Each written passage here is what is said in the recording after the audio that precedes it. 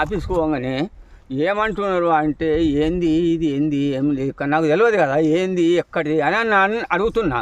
అడిగానికి ఇట్లా భూముల సంగతు అని చెప్పి అంటే సర్పంచ్ పాత సర్పంచ్ ఉంటాడు కదా, చంద్రయ్య ఈ భూమి ఇవ్వద్ది అని అడిగిన.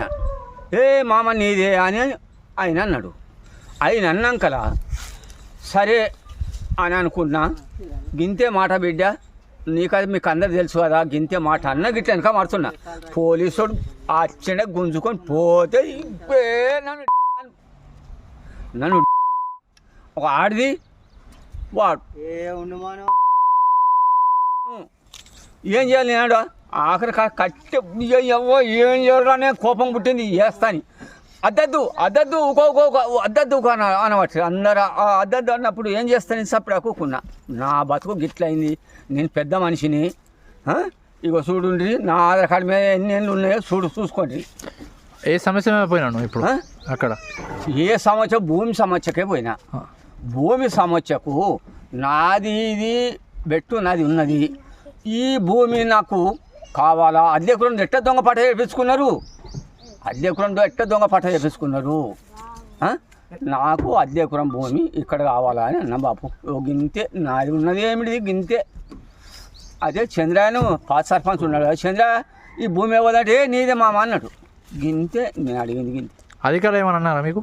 అధికారులు అంతా ఉన్నారు. ఏమన్నా అన్నారా మీకు? నాకు ఎవ్వలేమనలే, వాళ్ళే పోలీసులే ఎవ్వలేమనలేదు.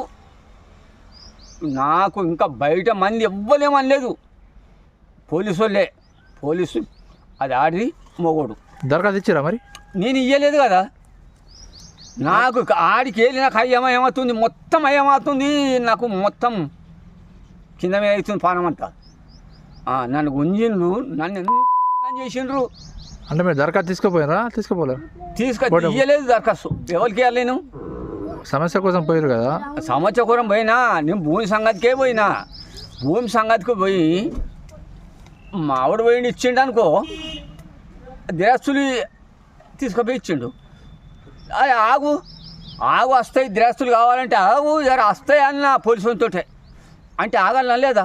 ఆగుడు కాదు, నన్ను గొర్ర గుంజుకొని పోతే ఏం చేయాలి? నేను పెద్ద మనిషిని. నేను ఎంత వయసు ఉంటుంది కాక నీకు? నాకే చూడండి బాపు, 90 ఏళ్ళు ఉంటుంది. 90 దాటిపోయింది. చూడండి, చూసుకోండి నన్ను ఇంత ఘోరం చేసుడు.